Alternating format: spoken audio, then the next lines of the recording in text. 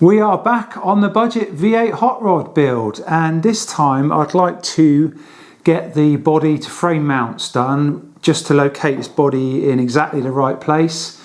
That will allow me then to fit a steering column and all, well, a load of stuff. So I want to get this, positioned exactly right, and that involves doing some cross members for the floor support. And then, as I say, making some body to frame mounts. I'll get you in, we'll have a look around and see what needs doing.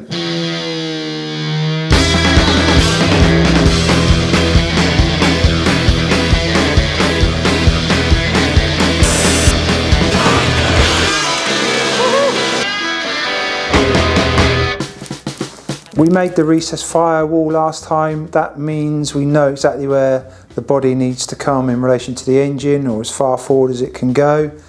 But inside, sub rails, they're just loose there. What I'd like to do is actually weld them to the body there so it all becomes one. Then do the cross supports, which are going to then support the floor. But until I get that all done, I'm not too sure where the body mount's going to go. Also, I'd like to tie it in with the firewall, so if I take the body off, I can drill some holes and plug weld that on either side and get that recessed firewall all welded in as part of the structure. It's just basically tying it in together, really, I'd like to do, and start getting rid of some of these supports. I'll probably leave these top bars in for now, just so the body doesn't collapse in on itself too much. And we can weld it to the body there, these sub rails, and just tie the whole thing in together. First, I'm going to lift the body off with the Ginny wheel, which is still set up there. We'll set that on the ground. If you remember from a previous episode, I made like a cardboard template to keep all those sub rails symmetrical. So we'll sit it back down on that to start with, maybe throw a couple of cross braces for the new floor on, so it all stays symmetrical. Then we'll put the body back on top of those sub rails and start welding it and tying it all together. All the body needs a good clean up as well, where it's going to be welded together. So there's quite a lot to do.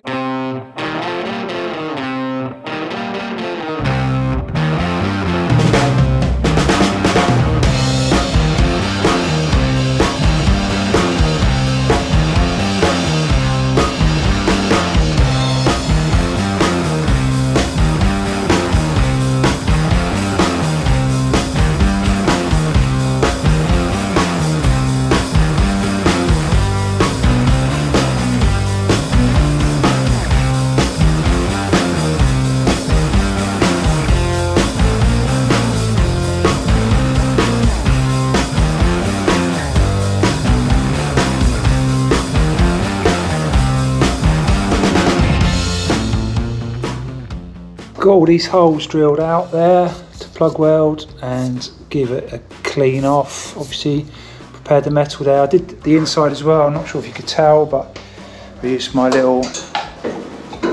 tiny belt sander thing.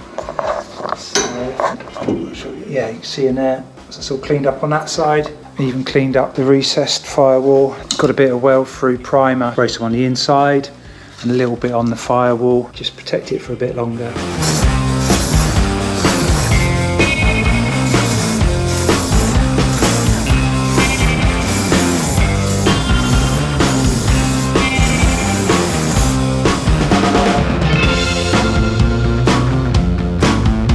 That took way longer than it should have done because I ended up drilling every other hole, putting a bolt in just to pull it all together, and then plug welded it. But got all the plug welds done, and I'm just going to grind them down quickly. It doesn't have to be perfect, but better do it now rather than once it's in the car with the engine in the way.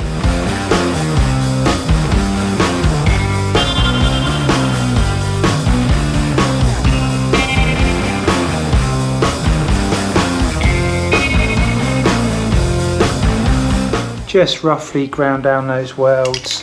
Just going to stick a little bit of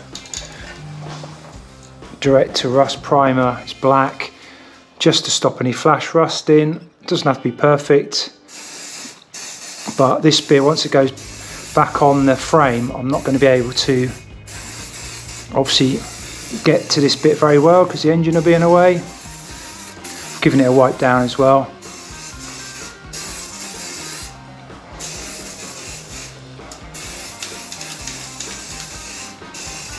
Okay, I got in the car and I've cleaned up the bottom sort of couple of inches, if you like, on all the metal work, and just giving it some weld-through primer again. It was a bit rusty at the bottom, but what I think I'm going to do now is put the body back down on these sub rails and tack the sub rails to the car body, and then before I weld it up properly, I think I'm just going to put it back on the frame again. I'm slightly concerned that I can't remember now whether the body had to sit down slightly at the front or the back. Oh man, I could probably watch an old episode and find out, but I think, yeah, just to be on the safe side, I think, yeah, I'll plonk it down, tack them, throw it back on the frame, and if it all looks good, then I'll fully weld. I'll probably pull it back off again and just fully weld everything up.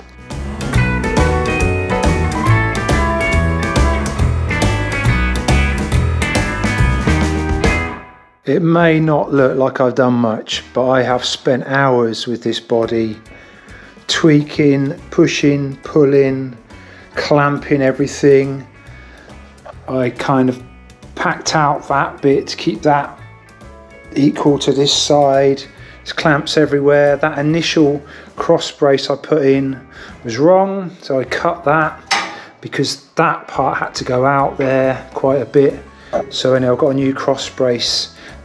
That old one's just holding everything in place because I didn't unbolt anything. The front part was jacked up to one side, so I've had to lift that up this side slightly. I basically was measuring the distance between there and there, so that's about right now. This door works pretty well, needs a bit of adjusting obviously, but quite happy with that.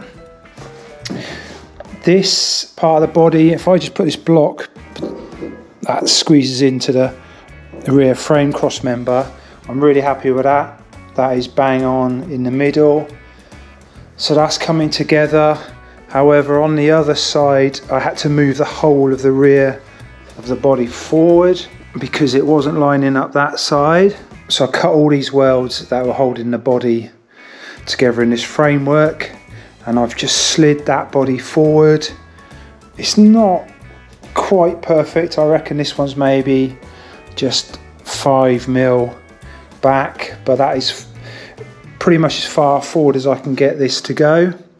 And what it has meant now, whereas that door did kind of shut before, it doesn't now. But that is in the right place. And what I've noticed is the front of this door, there is quite a big gap there. Now on the other side it's nice and tight. So what I think I'm going to do is just take off this door from the hinges and just see if we can move this door in a little bit. Nothing on this frame or the body's quite, 100% straight, and I'm probably spending way too much time, but I just want to get things like this sorted now before everything's finally all welded up. I mean, everything's just tacked now, and obviously I want the doors to open and shut nicely, so I think it's worth spending a little bit of time. Once I've got this door sorted, I'm gonna start throwing in more of these cross members, which are going to be like floor supports if you like. Pulled the door off, no hassles, and a bit of a closer look. You can see, I think someone's probably had a go at this already. That's my new line, which I want to grind down to, but it's pretty wonky. I think someone's attacked it with some kind of grinder. Or maybe it's just been badly cut out, but I'm just going to attempt to take off about 3mm. I think that will do me. So you see that? See on that one, it's really wonky. Anyway, I've got some nice straight lines now. The rest I'll take off the door jamb because this is obviously only fiberglass, so that's going to be nice and easy to grind off. But I just want to reduce the gap on this side a little bit more because it's much smaller on that other door. My weapon of choice as well, I'm going to try my finger sander. I've got a pretty coarse sanding disc on there, so I'm just gonna see if that works. If not, I'll dig out the big angle grinder and just get the bulk of it off with that.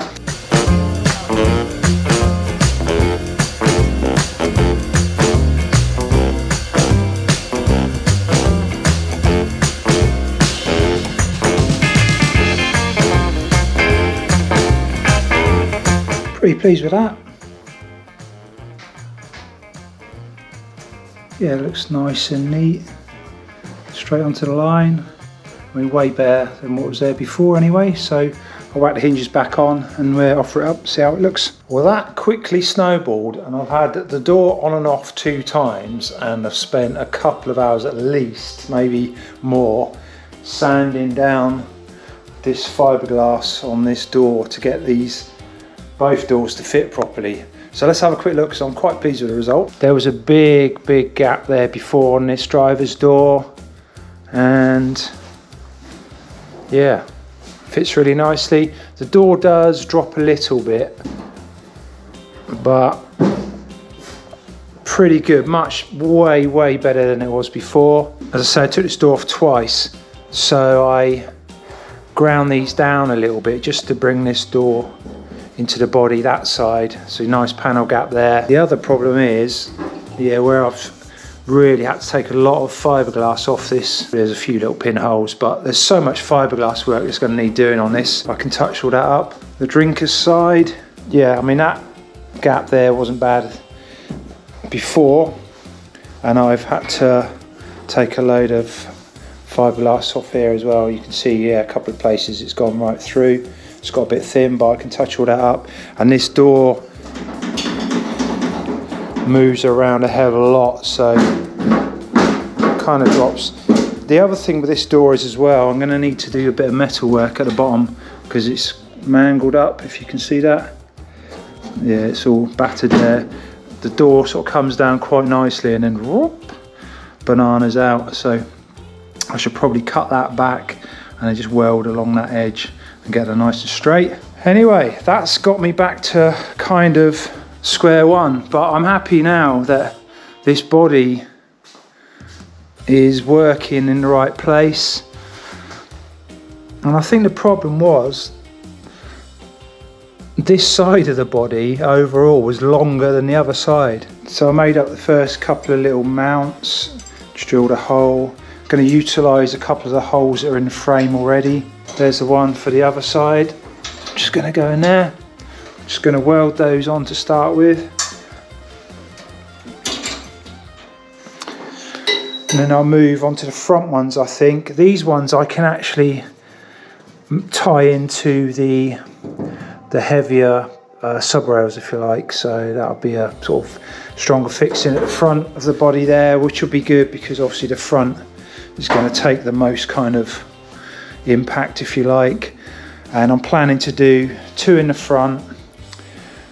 These 2 I've just made up, probably 2 more there, which is sort of just behind where the seat is, and then I'll do a couple more in the back as well.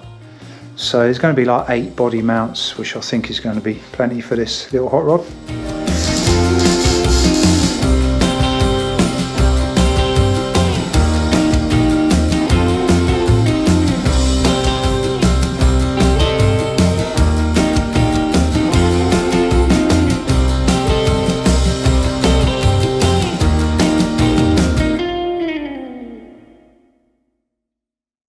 Let's have a look at where we got to so far with these floor supports. I've been just popping out and doing the odd hour here and there because I'm doing a massive construction project outside. So I haven't filmed a lot of this. That's pretty much all the supports done now, and everything's just tacked. And I think what I'm going to do here is have a removable panel where these pedals go, just so I can get to that master cylinder to top that off. The next job, I think I'm going to rip out this wood that's in the back of the car here. I mean, in my opinion, there's no need to put wood in a car. They may have done it in the 20s, but yeah, I want this to be all metal. So, you know, putting wood around a petrol tank, and the petrol tank's going to go in the back, that sounds like a recipe for disaster. So let's have a quick look at that, and yeah, we'll get the recip saws all out and hack all that out. Not only do I not like the idea of wood in a car, particularly around a petrol tank, but as you can see, it's all kind of coming away anyway.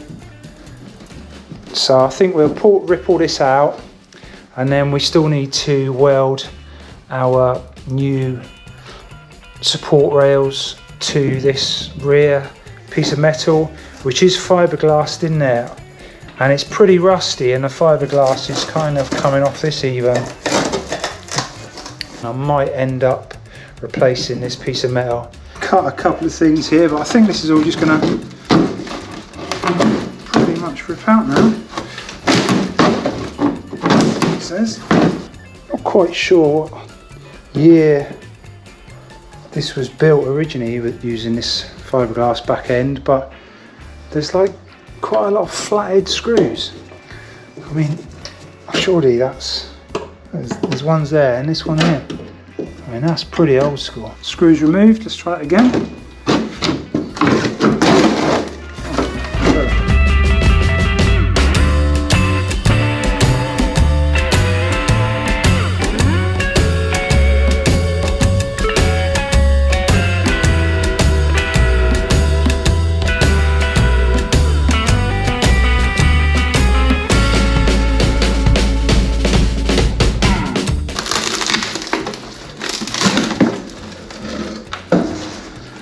Right, and that is gone.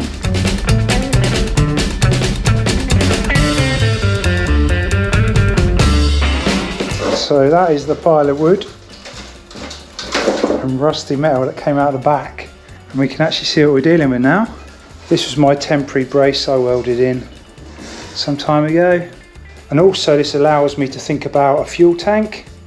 So I think we could probably get quite a nice fuel tank up there between this back part and the rear cross member, but I can have a measure up now and just see what's available and get something ordered, because we'll need to put some brackets, I would imagine, on the frame to hold the fuel tank.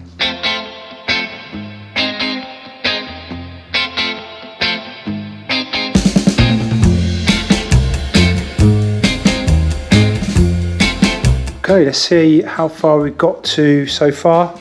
Funny thing is, I've done a load of welding and I think this body is pulled together slightly, but the good part of that is absolutely bang on in the middle now. That part of the body is exactly where it should be. Anyway, you just saw me doing a load of welding.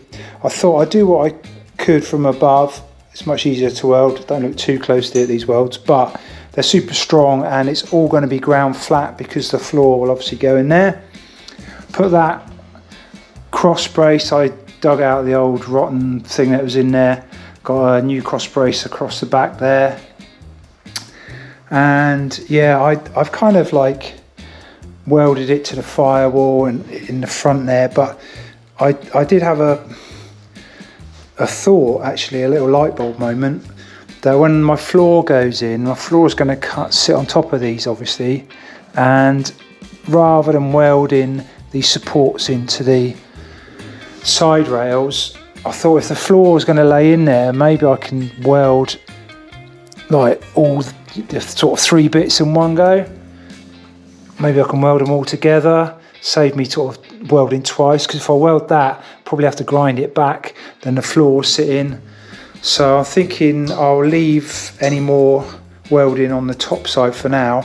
So I'm just going to lift the body up, take the body off, and actually turn the whole thing over, because my welding's not the best as it is, although it's getting better. But welding upside down or even welding vertically I find really difficult. I just find the welds really sag. You can see where I've welded through the firewall. Nice deep penetration there. Now this thing is becoming rock solid.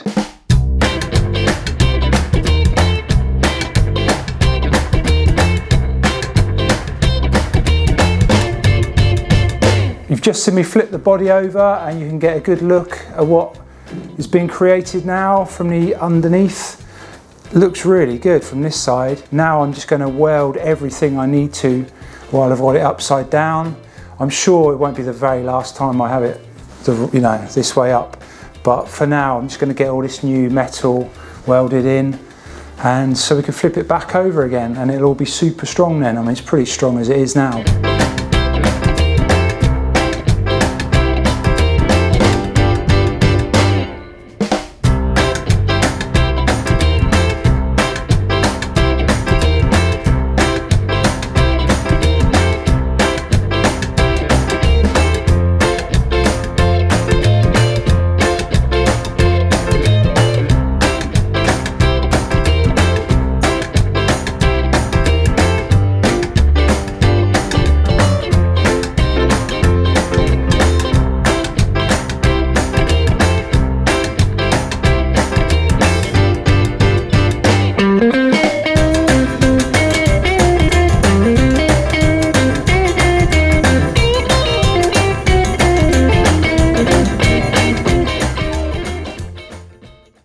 there we go, ground down all the welds, sprayed a little bit of etch primer on all the bare metal and fresh welds. I know in the US you could probably buy a Model A floor for not too much money, but here in the UK they're not really available. To import something like that would be a nightmare. So built my own floor supports to start with anyway. I need to obviously put some sheet metal down. It's the first time I've ever built a car or hot rod. Tell me if there's any other way that you would do it or any advice. I'm really pleased to hear comments. I do read everything that you write below, so yeah, let me know how other people have done it. For me, this is kind of working out quite well. All I've used is a few sticks of this box section metal, so I've spent 50 or 60 pounds so far.